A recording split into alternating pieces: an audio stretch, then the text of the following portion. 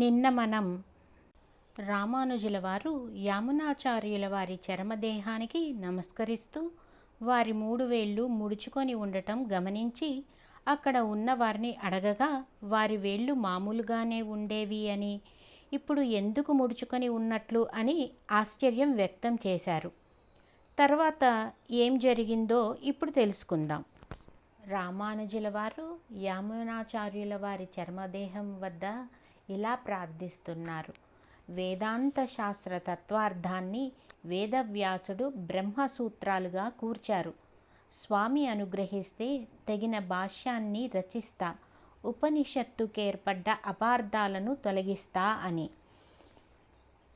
అక్కడున్న శిష్యులు ఇలా మాట్లాడుకుంటున్నారు. యాదవ ప్రకాశులు చెప్పిన అర్థాలను సవరించాడని, ఆయన చెప్పినవి ఆ గురువుగారు విని అవాక్కయ్యారట.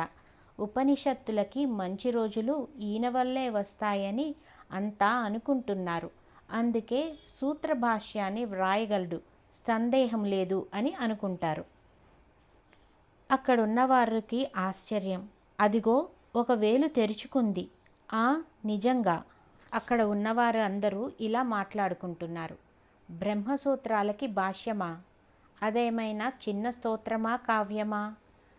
ఆ బాలుడు ఉత్కంఠుడే అని ఇంకొకరు, గురువుగారి హృదయాన్ని కనిపెట్టాడే అని ఇంకొకరు, ఆశ్చర్యంగా ఉంది కదూ అని మరొకరు, ఇలా తలా ఒక మాట అనుకుంటున్నారు. నీకు స్వామి అనుగ్రహం లభించింది. నీ తేజస్సు నీ యోగ్యతను స్పష్టం చేస్తుంది. నీవు రాయగలవు నాయనా అంటారు అక్కడ ఉన్నవారు.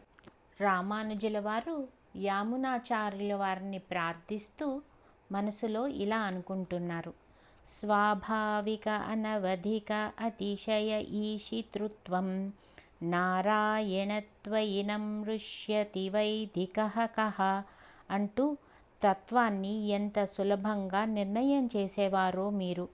అంతటి పూనికతో మాయామోహితులైన జనాలకు భక్తి రసాలని ఇచ్చే ఆళ్వార్ల ప్రబంధాలపై నిష్ట కలిగించి ఆలయాలలో దానిని వ్యవస్థితం చేస్తా.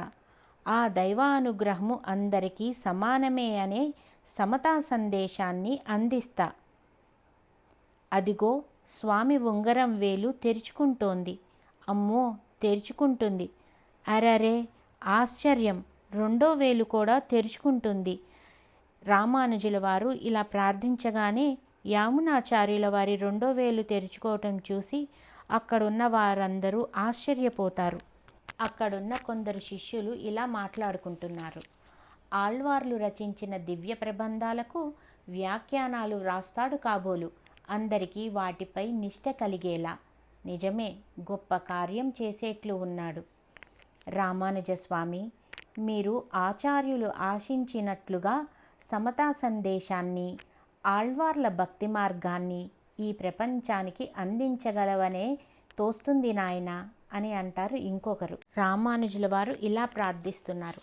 అందరూ అంగీకరించిన శ్రీ విష్ణు పురాణాన్ని రచించినది పరాశర మహర్షి.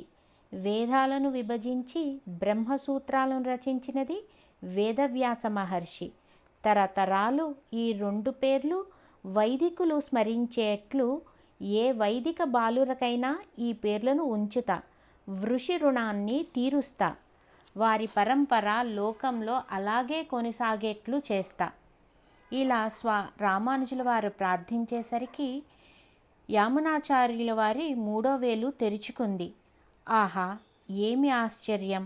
రామానుజుడు సామాన్యుడు కాదు, మహాత్ముడు అని అక్కడున్న వారందరూ మాట్లాడుకుంటున్నారు.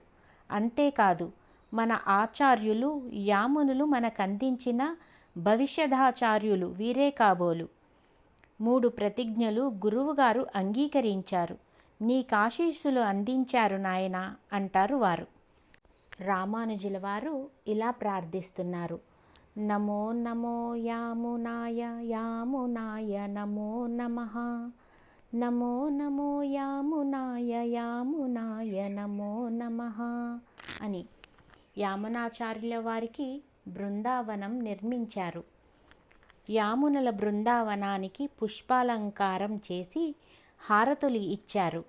ఇక రామానుజుల వారు మనసులో ఇలా అనుకుంటున్నారు, ఉత్తములైన ఆచార్యులను చూడకుండా తీసుకుని వెళ్ళిపోయిన రంగణ్ణి చూడనవసరం లేదు, కంచికి బయలుదేరతా అని కంచికి బయలుదేరతారు రామానుజుల వారు. ఇక ఏం జరిగింది అనేది రేపు తెలుసుకుందాం.